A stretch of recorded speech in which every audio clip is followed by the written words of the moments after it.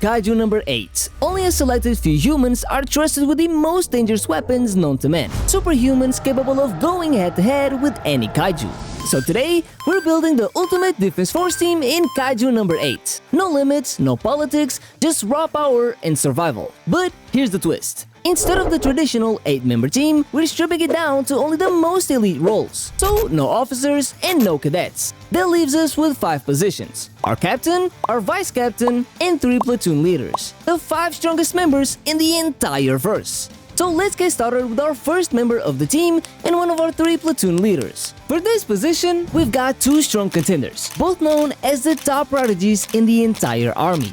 First up, meet Reno Ichikawa, wielder of the Kaiju weapon number 6 and the Defense Force's Rising Star. Now, Reno is known for being the kind of soldier who puts his team above everything else, being a calm-minded and caring member who'll put his body on the line for any teammate. In combat, Reno is a natural thinker, and his biggest strength is the ability to push himself beyond any limit. Now, when he syncs up with Kaiju weapon number 6, things change. His speed and reflexes grow to insane levels. We're talking lightning-fast dodges that make him nearly impossible to hit. And that is just a start, because thanks to his compatibility with Kaiju number 6, Reno is able to possess incredible ice abilities called cryokinesis. He can freeze enemies just by touching them, shoot freezing blasts to slow down groups of monsters, and even lock down the battlefield by filling the ground with ice. But here's the catch. All that power comes with a cost. You see, wanting to protect his entire team over himself, Reno pushes his body above its limits, tearing muscles and breaking bones just to keep his team safe. Despite that, with his mix of raw power, ice abilities, and that unstoppable spirit, Reno's already a force to be reckoned with on the front lines. But even though his protection and ice abilities would come handy, we won't be picking him here since there's a better choice waiting ahead.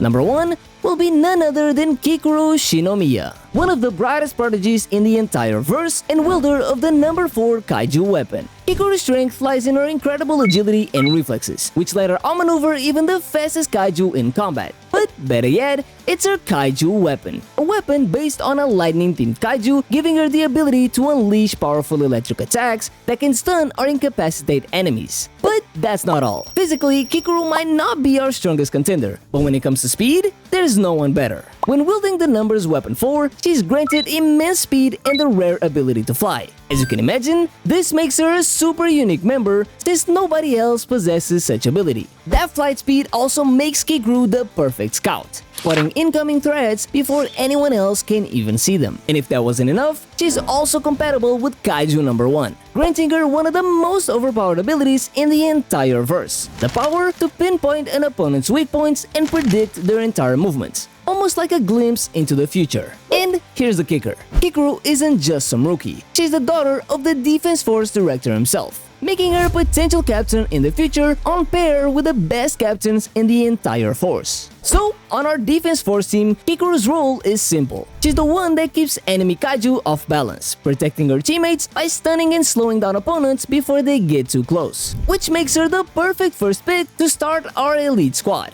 Oh, and did we mention she's the youngest member on the team, with insane potential to rise even higher, and who knows, maybe even surpass our next member. Or should I say members? Because for our next 2 spots, there's only 3 characters that we can pick from. First, we have Yaru Furuashi, a rookie who's already making waves in the Defense Force. Now, unlike Renu and Kikuru, Yaru doesn't have a numbers weapon, which means, compared with the top prodigies in the entire force, his raw power is definitely a level below. But don't count him out just yet. Despite that, Yaru is no ordinary soldier. Ranked top of his class and praised for raw talent, he's proven he can hold his own even against monsters like Kaiju number 9. He fights with an explosive style. His power spikes fast and hard, going from calm to full-on assault mode in seconds. Now, when powered up, he possesses some serious strength and speed, being able to smash through ice and carry teammates for miles, as well as dodge attacks that would catch a normal soldier by surprise. But here's the twist. His fighting style demands a lot from his body and mind. Because of his unique brain structure, he can only maintain peak power in short bursts instead of the entire fight, which definitely doesn't work in his favor. Despite that, Captain Ogata even compared Yaru to some of the best soldiers out there. But even though he's strong, fast, and the perfect support fighter, we've got 2 other candidates better suited for the leading role. Because next up, it's time for our new platoon leader and the wielder of Kaiju weapon number 10. Sosiro Oshina. Oshina's main strength is his speed and lethal precision. He's not the type to throw wild punches or crush things with brute strength. Instead, he moves like a shadow, fast, clean, and deadly. Thanks to his combat suit, he possesses abilities like enhanced speed and agility. And when synced up with number 10, Oshina becomes a complete predator with fast and ruthless movements, making him the biggest threat in close quarters fights. Now, physically, much like Kikuru, he's lean and built for agility and quick strikes, relying heavily on surgical attacks aimed at disabling enemies before they can even react. And in the middle of a fight, he can also come up with new sword forms, like we saw in his fight against Kaiju number 12. But despite that amazing speed and precision, he also possesses one of the most important traits when fighting a kaiju, and that is durability. As you could see in his battle against Kaiju 10, when he was able to push past his human limits to help the squad take down the monster. This would be the same Kaiju's powers he would later on possess. And guess what? He would get a record-breaking 100% compatibility, being the only soldier capable of such feat in the entire verse. As you can see, he's a must-have character for our team. And on our Defense Force squad, Oshina would serve as the flanker of the team, the one who closes the gap fast, cuts down the most dangerous enemies up close, and handles any threat that slip past the front lines. With these two picks, our team is getting too spicy for any kaiju.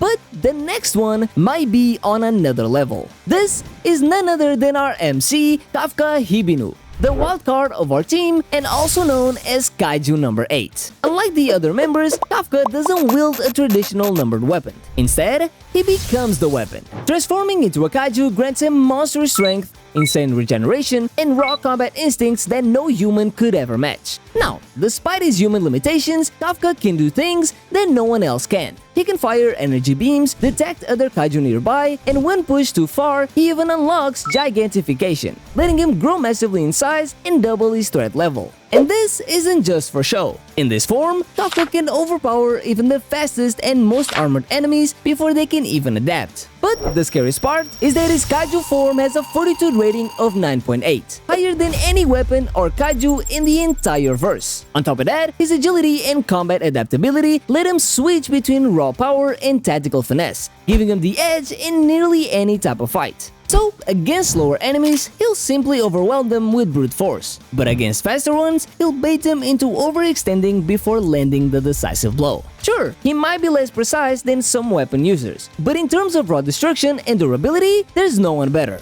Without Kafka, this team wouldn't even stand a chance against monsters like Kaiju number 9. And with all of our 3 platoon leaders selected, it's time to meet the ones who stand above the rest. The most important members of the team, it's time for our captains. Now, when it comes to the captain positions, we have 3 candidates we can pick from, but only 2 can make the cut, meaning one of them might be left out. First up, for the vice captain position, I'm going with none other than Gen Narumi, the second strongest member in the entire defense force. Narumi is the wielder of the Kaiju weapon number 1, the most advanced and difficult weapon ever developed. And guess what? He's the only person who has ever managed to master it. But you see, this one is far beyond just raw power. Why? Because this weapon pushes his senses to superhuman levels, allowing him to see brain impulses, read enemy movements in real time, and pinpoint their weak spots before they can even react. On top of that, with a stunning 98% combat suit release, Narumi unlocks traits like enhanced strength, durability, and speed, being even faster than Kafka's Kaiju form as we saw in the fight against Kaiju 9. Now, his strength and speed might be deadly, but it's his brain that makes him truly terrifying. Synced with weapon number 1,